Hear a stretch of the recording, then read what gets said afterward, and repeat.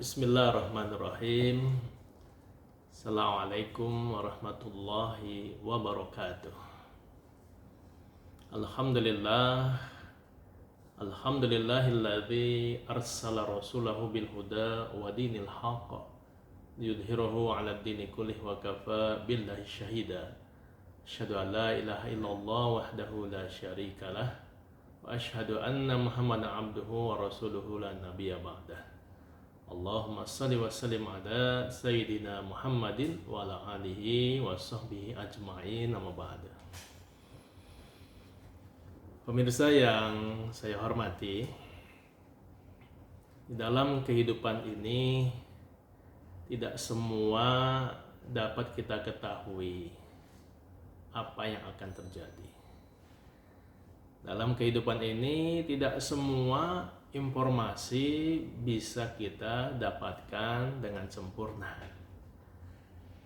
Ada beberapa hal peristiwa yang hanya diketahui oleh Tuhan yang menciptakan alam semesta dan isinya, yaitu Allah Subhanahu wa Ta'ala. Kalau kita mengacu kepada Al-Quranul Karim, Surat Luqman, surat ke-31 ayat ke-34, ada 5 hal yang masih menjadi rahasia bagi manusia. Ada 5 hal, sesuatu yang sifatnya gaib, tidak bisa diketahui dengan pasti oleh manusia, dan hanya diketahui oleh Allah Subhanahu wa Ta'ala. Apa 5 hal tersebut? Nah, saya bacakan terlebih dahulu firman Allah Subhanahu wa Ta'ala di surat Luqman ayat ke-34. A'udzubillahi minasyaitonirrajim.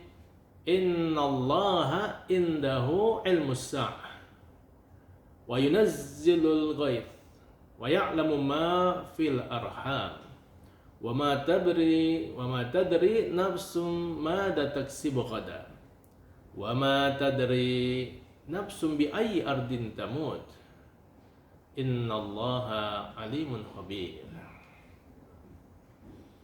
Artinya adalah, sesungguhnya Allah hanya pada sisinya sajalah pengetahuan tentang hari kiamat, dan dialah yang menurunkan hujan dan mengetahui apa yang ada di dalam rahim, dan tiada seorang pun yang dapat mengetahui dengan pasti apa yang akan dikerjakannya, diusahakannya besok hari, dan tiada seorang pun yang dapat mengetahui di bumi mana dia akan mati.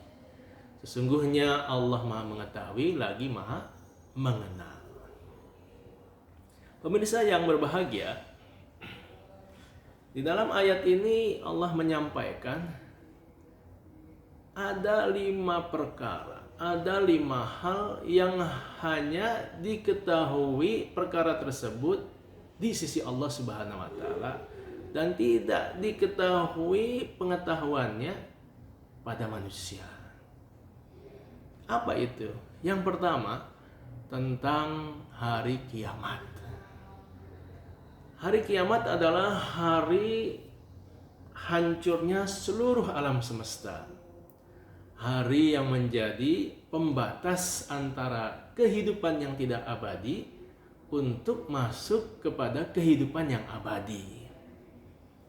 Alam semesta ini akan dihancurkan oleh Allah Subhanahu wa Ta'ala, dan itu disebut dengan peristiwa hari kiamat. Gunung-gunung akan meletus hancur, ya, lautan akan meluap, langit akan pecah, bumi akan porak-poranda, segala makhluk akan binasa.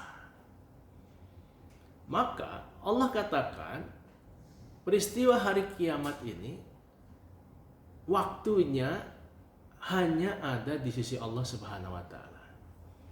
Bahkan Nabi Muhammad SAW sekalipun tidak mengetahui kapan akan terjadinya hari kiamat. Karena ini bagian dari rahasia yang Allah simpan. Ketika malaikat Jibril alaihissalam pernah mendatangi Nabi Muhammad SAW dalam bentuk manusia, malaikat Jibril bertanya, "Mata sa'ah, kapan hari kiamat itu ya Rasulullah?" Maka Rasul menjawab, yang ditanya dan yang bertanya sama-sama tidak mengetahui.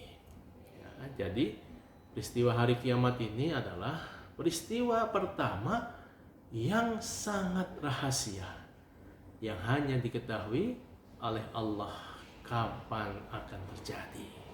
Jadi ya, tidak usah bersusah payah bersibuk diri mencari tahu ya kapan hari kiamat. Yang justru menjadi perhatian kita, apa yang sudah kita persiapkan untuk menyongsong datangnya hari kiamat, bukan kapan terjadinya.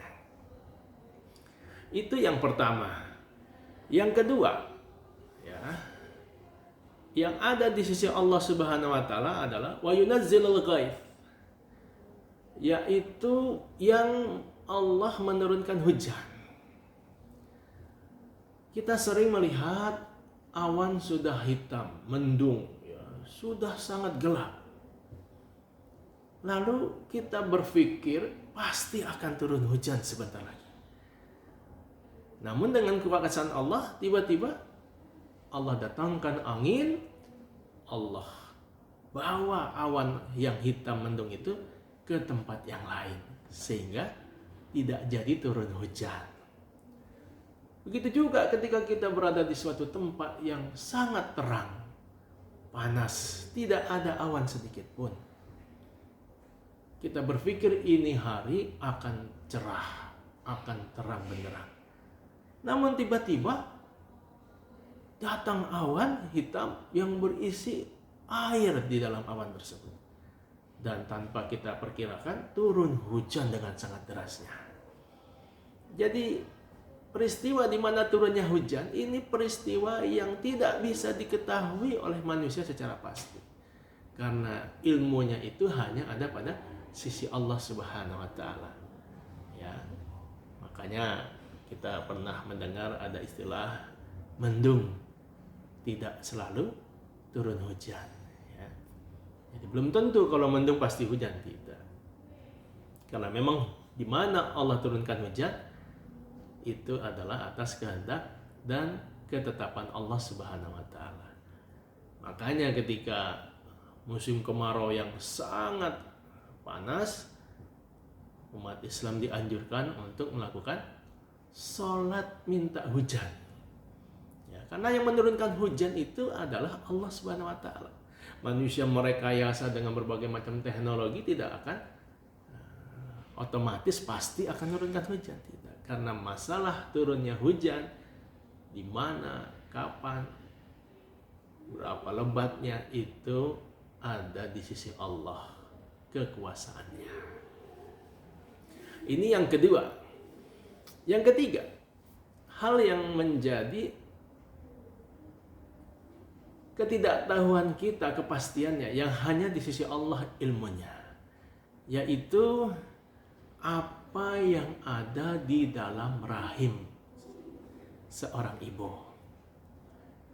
Ketika seorang pria dan wanita membangun rumah tangga, melakukan ijab kabul dalam ikatan suci pernikahan, maka di antara harapan dari pernikahannya itu adalah dapatnya keturunan.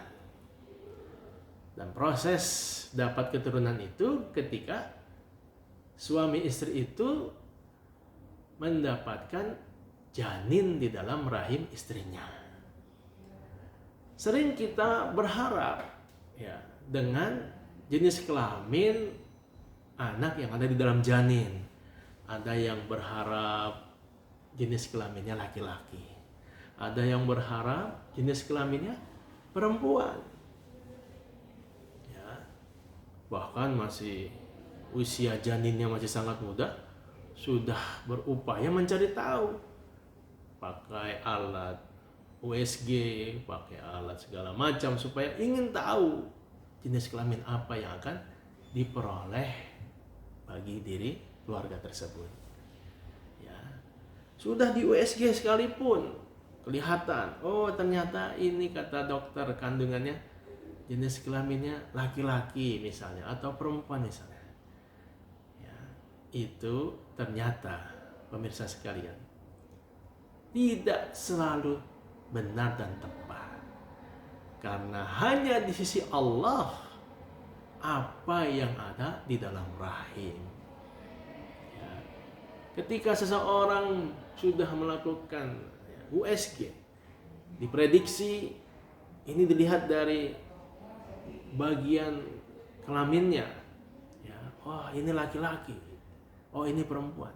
Ternyata ketika lahir boleh jadi berbeda dengan yang diprediksi, atau diprediksi bayinya cuma satu, tidak tahunya lahirnya kembar. Bahkan ada yang prediksi lahirnya kembar dua, tidak tahunya lebih dari dua. Nah inilah yang dikatakan hanya di sisi Allah lah apa yang ada di dalam rahim seorang ibu. Ya, itu rahasia Allah. Allah yang akan memberikan jenis kelaminnya apa, Allah yang akan memberikan berapa janin yang ada di dalam rahim itu. Dan itu semua adalah wilayah kekuasaan Allah Subhanahu wa taala. Ya, ini yang ketiga. Yang keempat, madza taksibu ghadan, ya, wa ma tadri nafsun madza taksibu ghadan. Ya, tidak ada seorang pun yang mengetahui apa yang akan diusahakannya, dikerjakannya besok hari. Ya, kita biasanya punya perencanaan, punya planning. Oh besok saya mau pergi ke sana, oh besok saya mau melakukan pekerjaan ini, oh besok saya akan transaksi ini dan itu. Itu rencana, tetapi ketika datang esok hari, betapa seringnya kita mengalami perubahan-perubahan terhadap apa yang kita rencanakan.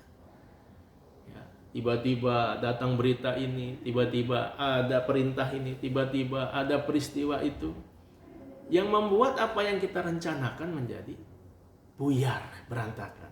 Yang membuat apa yang kita planning harus kita rubah.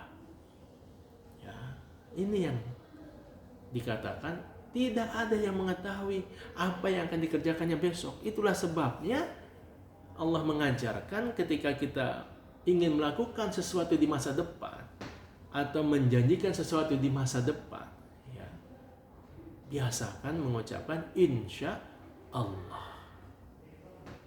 Karena kita tidak tahu apa yang pasti akan terjadi ke depannya. Dan kita harus membiasakan diri untuk mengikuti alur dan ketetapan Allah Subhanahu wa taala. Rencana tetap dibuat, planning harus dilakukan, tetapi kita harus selalu berprasangka positif bahwasanya apa yang Allah tetapkan itu yang terbaik. Ya, jadi ini yang keempat, sesuatu yang menjadi rahasia bagi manusia yang ilmunya hanya ada pada sisi Allah Subhanahu wa taala. Dan yang kelima, ya, yang menjadi rahasia bagi manusia dan ini hanya ada di sisi Allah ilmunya adalah huwa ma tadri nafsun bi ayyi ardin tamut. Dan tidak ada seorang pun yang dapat mengetahui di bumi mana dia akan wafat. Ya. Ada orang-orang yang mungkin memiliki lahan untuk tempat dia dikubur ketika wafat. Mungkin ada lahan keluarga, mungkin ada ya lahan yang di booking di tempat taman pemakaman yang sudah ada. Ya, dia punya rencana, dia punya harapan nanti saya kalau meninggal dibawa ke pulang kampung saja. Ya. Tapi ketetapan Allah ternyata sering berbeda dengan apa yang kita terencanakan. Dia mungkin lagi bepergian keluar kota, keluar negeri, di sana Allah wafatkan dia. Dia mungkin berharap dapat wafat di tanah suci Mekah ketika ibadah haji atau umrah, tetapi ternyata tidak di sana Allah wafatkan. Ya, dia mungkin ingin wafat di tempat kelahirannya, di tanah dia dibesarkan, di kampung halamannya. Tetapi kalau Allah berkehendak, ketetapannya tidak selalu sama dengan yang diinginkan. Ya, nah inilah yang disebut dengan bahwasanya hanya di sisi Allah lah rahasia tentang di mana seseorang akan diwafatkan. Ya. Dan Allah lah yang punya kuasa. Jadi pemirsa yang berbahagia, ya, ini 5 hal yang harus kita imani, yang harus kita serahkan kepada Allah Subhanahu wa taala. Hal-hal yang memang tidak semuanya kita ketahui. Dan Allah Subhanahu wa taala merahasiakan suatu hal kepada hamba-hambanya tentu memiliki tujuan, tentu memiliki manfaat buat kita. Agar apa? Agar kita bisa bersemangat, agar kita bisa berlomba-lomba untuk melakukan amal-amal kebaikan, untuk melakukan amal-amal positif, amal-amal soleh. Ya, karena dengan adanya rahasia kapan itu terjadinya hari kiamat, rahasia ya kapan waktu turunnya hujan, rahasia kapan ya kita akan waktu yang kita akan mengerjakan besok hari, ya, rahasia tentang apa yang ada di dalam rahim, rahasia tentang di bumi mana kita akan wafat. Nah itu semua membuat kita semakin dekat kepada Allah, berharap kepada Allah, minta kepada Allah, tawakal kepada Allah, dan kemudian melakukan amal-amal kebaikan, dikarenakan itu semua menjadi rahasia bagi manusia. Mudah-mudahan kita semua para pemirsa senantiasa ditingkatkan iman takwanya kepada Allah Subhanahu wa taala oleh Allah Subhanahu wa taala agar menjadi insan-insan yang berkualitas, insan-insan yang selamat di dunia dan di akhirat. Terima kasih. Al-Fakir Muhammad Robil Yatim. Assalamualaikum warahmatullahi wabarakatuh.